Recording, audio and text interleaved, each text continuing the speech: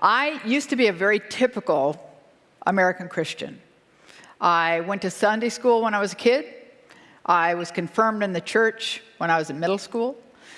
And then I went to college and medical school and training.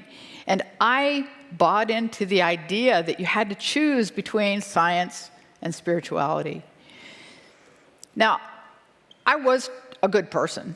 I mean, I certainly bought into the concept of being a good person and honest and ethical and a woman of integrity and all those sorts of things. But the fact is, I was really busy.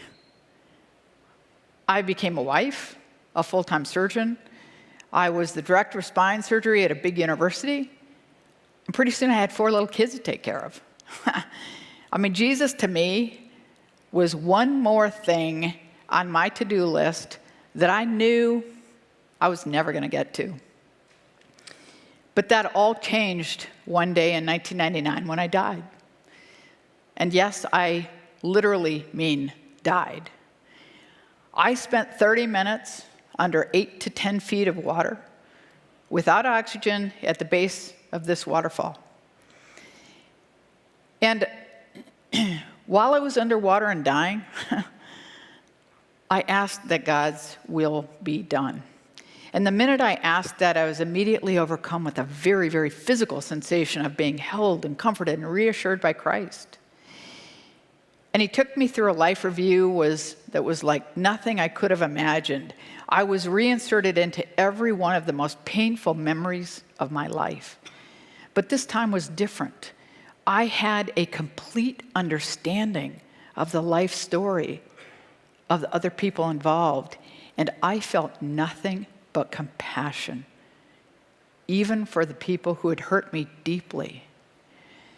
And I discovered that where God's love is present, there is no room for destructive emotion. I discovered grace. And then I was also shown the beauty that came out of each and every one of those painful experiences when seen from a distant perspective. Eventually, my body came over the front deck of my boat, and when that happened, my spirit rose up and out of the river, and I was immediately greeted by a group of people or spirits, beings, who were so overjoyed to welcome me home. I know that they had loved me and known me as long as I have existed. And even as I was with them and rejoicing, I could look back at the river and I could see my friends pull my bloated purple body to shore and watch them start CPR. And I had a wonderful life. But even as I watched that, I knew that I was home and I had no intention of returning. And these people, or spirits, started taking me down this beautiful pathway that exploded with colors and flowers and the aromas of flowers, which is what speaks beauty to my soul. And I absolutely believe that God presents to each one of us the experience at the time of our death that does speak beauty to us, that lets us know that we are known and loved. And we finally got to the end of this pathway, and I was there for what felt like many, many hours.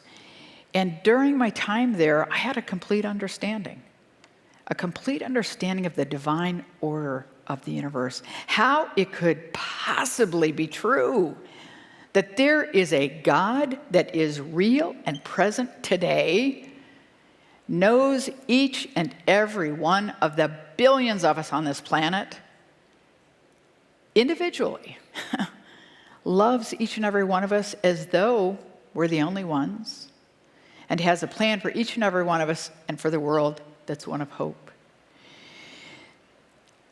And eventually I was told that it wasn't my time, that I had more work to do on earth, and that I would have to go back to my body. So I did what any reasonable person would do, and I said, I'm good, I can stay. But here I am, I got kicked out. But they took that opportunity to then give me this laundry list of work yet to be done. Everything on the list would be challenging, but certainly one of the most challenging Things on that list had to do with the coming and unexpected death of my oldest son. He was hit and killed by a car 10 years later. But at that time, he was only 9. And when I asked the obvious question of why my boy, I was immediately returned to my life review, where I had been shown the truth in God's promise that beauty comes of all things, eventually. And I was reminded that it is always a matter of trust, trusting God's promises to us. And with that, then, I was reunited with my body. And I continued to have supernatural experiences over the next couple of weeks. But then finally, the window, my personal window into heaven, closed. And I was left with the consequences of my injury, and I underwent many, many surgeries and many more months of rehab. And I spent those many months of rehab trying to figure out what had happened to me. I researched extensively every possible explanation or excuse that anyone had ever mentioned. I researched, of course, dreams and hallucinations and DMT or other neurotransmitter trips. Could it have been just the physiologic process of a dying brain? And at the end of many, many months of research, I had to conclude that mine had been a true and spiritual experience. And I discovered also that science and spirituality actually coexist very easily because they answer different questions. And I also discovered that I wasn't alone in this experience. Almost 20 million people in this country alone have had this sort of profoundly transformative experience. And I've spent many years, of course, thinking about my experiences, and I recognize that my most important transformation was moving from hope or a faith in God's promises to an absolute trust. And I do not mean to discount the faith of the Bible, but faith in our culture is so often based on reading or other people's experiences, and it can certainly be strong, but it can just as easily be shaken or lost when challenged. But trust is solid. Trust is an active choice based on the presence of God and the experience of God's trustworthiness in one's own life. And I will tell you that trust for me is sort of faith in action. And I will tell you what it looks like in my life. First of all, because of trust, I'm free. I am free from all bondage to my past.